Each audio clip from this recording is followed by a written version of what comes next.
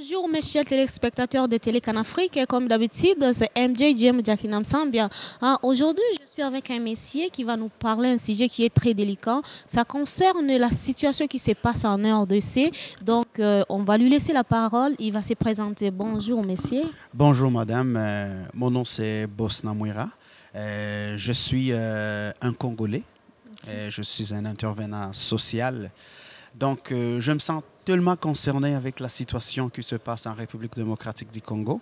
Et là, je me suis dit, il faut quand même que je trouve une voie médiatique pour tout simplement sensibiliser les gens autour de moi et voir si le message passera comme un seul peuple ou comme une seule personne avec une seule voix. Ok, avant qu'on continue, êtes-vous de quel Congo, Brazza ou bien RDC? Très bonne question. Je suis de la République démocratique du Congo, Kinshasa. Ok. Ok. En ce moment, il y a beaucoup de vidéos qui se tournent, il y a beaucoup de choses que nous voyons. Est-ce que pouvez-vous nous dire quelque chose? Oui, actuellement, il y a une situation qui se passe à l'est de la République démocratique du Congo. Et comme vous l'avez dit, il y a plusieurs vidéos qui circulent parce que les gens essaient de donner un message sur la situation actuelle au Congo. C'est une façon de donner un message alarmant pour dire à l'extérieur ou au monde entier ou à l'international que mon pays va mal ou notre pays va mal. C'est la raison pour laquelle les gens ne cessent pas d'envoyer des messages pour éveiller les gens, pour leur dire que c'est le moment de faire quelque chose pour sauver cette population en désespoir. Okay. Et vous, en ce qui concerne tout ce qui se passe présentement, c'est quoi le message que vous avez à dire au monde? Merci beaucoup pour cette question. Vous le savez, aujourd'hui, en République démocratique du Congo, il y a au moins 6 millions de morts et il y a au moins 4 millions de familles déplacées de guerre dans des cas de réfugiés. Et je pense que même les statistiques suffisent pour justement montrer au monde entier qu'il y a une population en souffrance.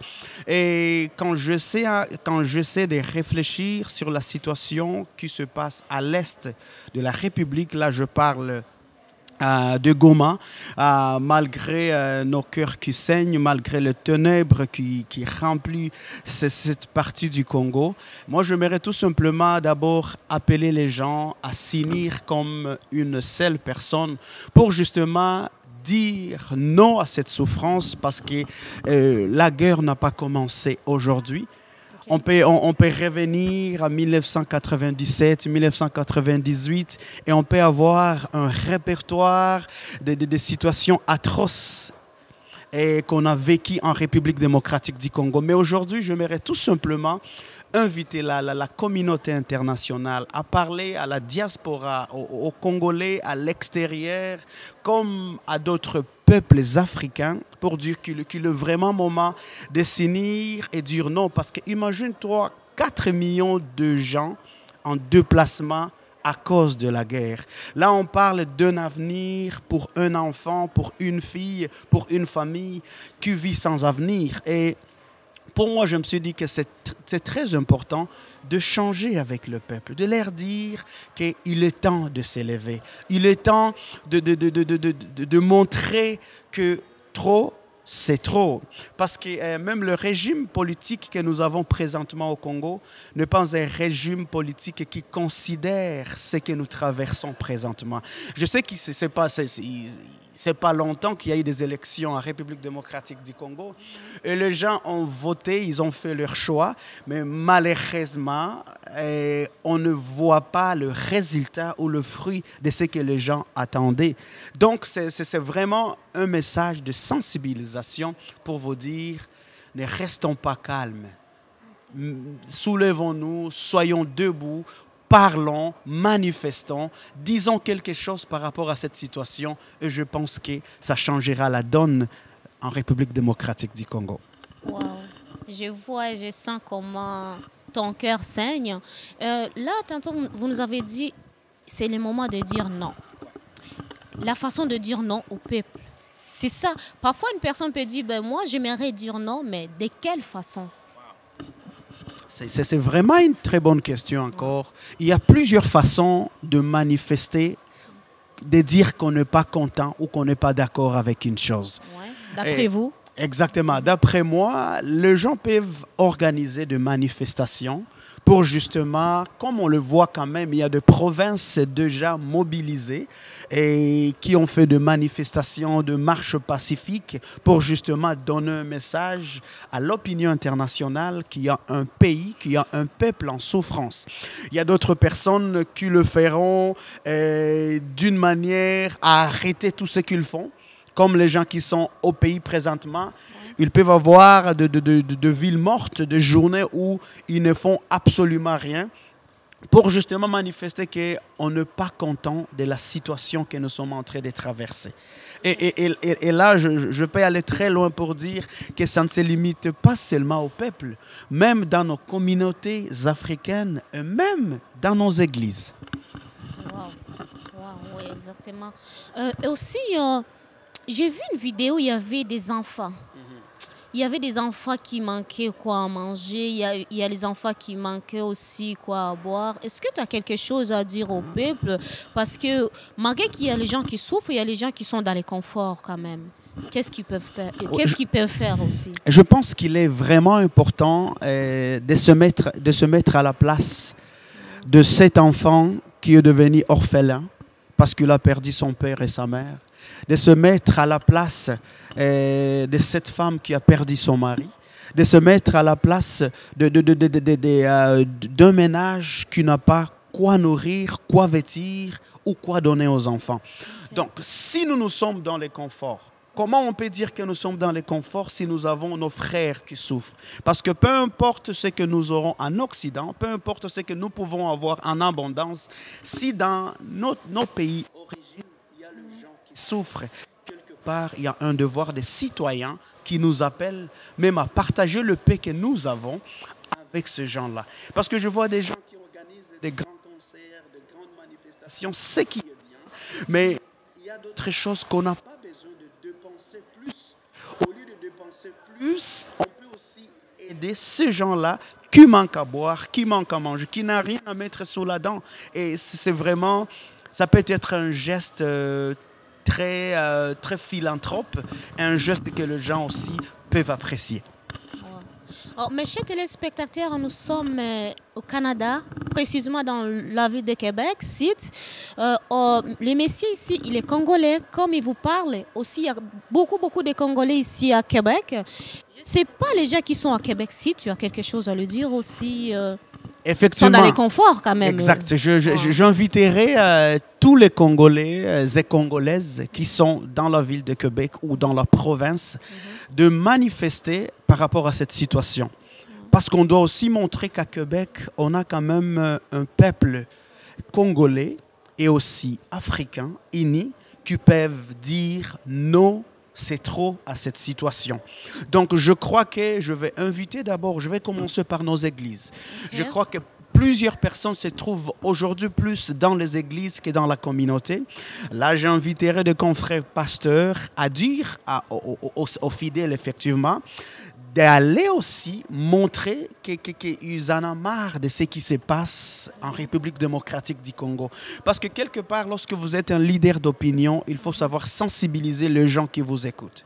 Et les pasteurs maintenant sont des leaders d'opinion dans nos communautés. Ils peuvent sensibiliser, ils peuvent parler aux gens pour justement montrer que l'avenir de la RDC ne dépend pas seulement du garant de la nation, du président de la République.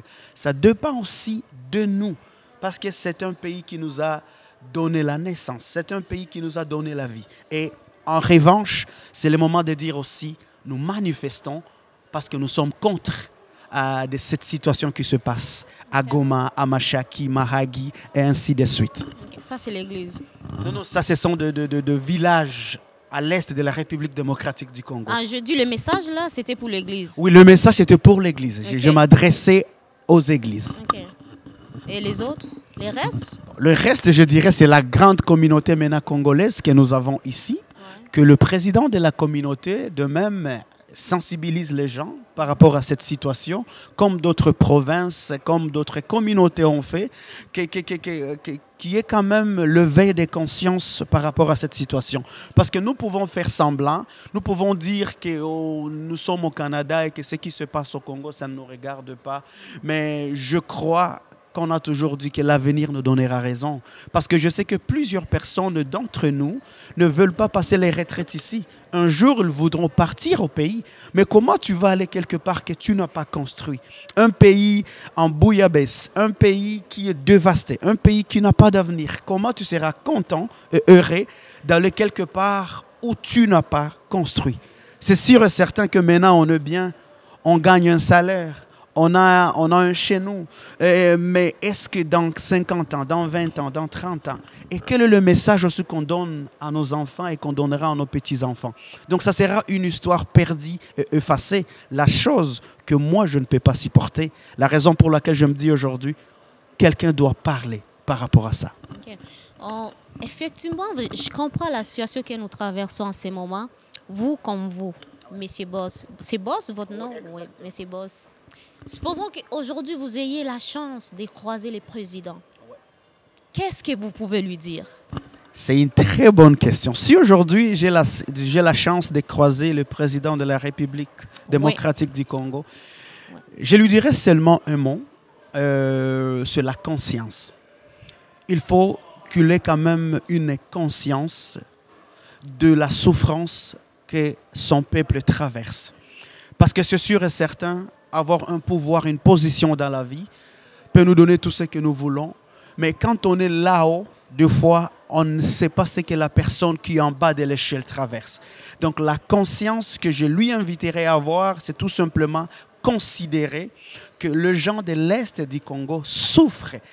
Il faut, je ne sais pas, on doit arriver à quel chiffre de mortalité pour qu'il accepte qu'il est temps d'aller faire quelque chose. C'est sûr et certain, il a dit qu'il ne peut pas négocier avec des Congolais qui se font passer comme des Rwandais qu'on sont. Mais moi, je dirais tout simplement, peu importe que ce soit des Congolais, des Rwandais ou quoi que ce soit, tout ce qui compte, il faut que ça s'arrête. Le sang coule et quand le sang coule, ça demande que les choses se rétablissent et qu'il y ait la paix qui va régner dans toute la République. C'est tout ce que moi je peux lui dire. C'est la conscience sur conscience sur conscience. Wow. Mes chers téléspectateurs, comme vous les voyez, comme vous les sentez, ce n'est pas vraiment drôle. C'est quelque chose vraiment qui touche et ça nous fait mal. Ça nous fait mal. Nous traversons vraiment un moment qui est dur à vivre. Monsieur Boss, est-ce qu'avez-vous quelque chose à dire pour terminer? Oui, pour finir, j'aurai seulement un seul mot. Je nous invite à vivre l'amour. Et l'amour, c'est un verbe d'état, mais qui se pratique en action. J'aimerais tout simplement que ce verbe d'état qui se pratique en action, c'est un verbe d'action aussi, qu'on soit capable de montrer au travers de nos actions que nous sommes ensemble avec le peuple de Goma. Qu'on soit capable de dire qu'il est temps que nous autres aussi, il est temps de montrer que non, c'est non, et nous irons vers la paix, parce que trop, c'est trop. Okay. C'est ce que je dirais pour la fin. Je vais inviter aussi les gens de consulter, en tout cas, s'ils ont des questions, s'ils ont des inquiétudes ou des messages comme moi, d'aller voir Canafrique. Parce que Télé Canafrique, vous m'avez accueilli encore, merci beaucoup. Et le numéro, c'est 418 564 11 03. C'est vraiment très important de consulter. Et le numéro sera aussi affiché en bas. Appelez, consultez-les. Peut-être aussi vous avez un bon message à donner aux gens. Et c'est bien. Mais quand on parle les choses nécessaires et essentielles pour sauver tout un peuple, c'est plus mieux. Merci beaucoup. Merci beaucoup pour votre temps. Et puis, nous partageons la peine, comme vous le dites. Merci beaucoup, téléspectateurs de Télé Canafrique. C'est encore MJ Jem Jakinam Sambia. N'oubliez pas de liker et de venir nous voir, comme il vient de vous le dire, pour partager plus d'infos, pour partager plus d'amour.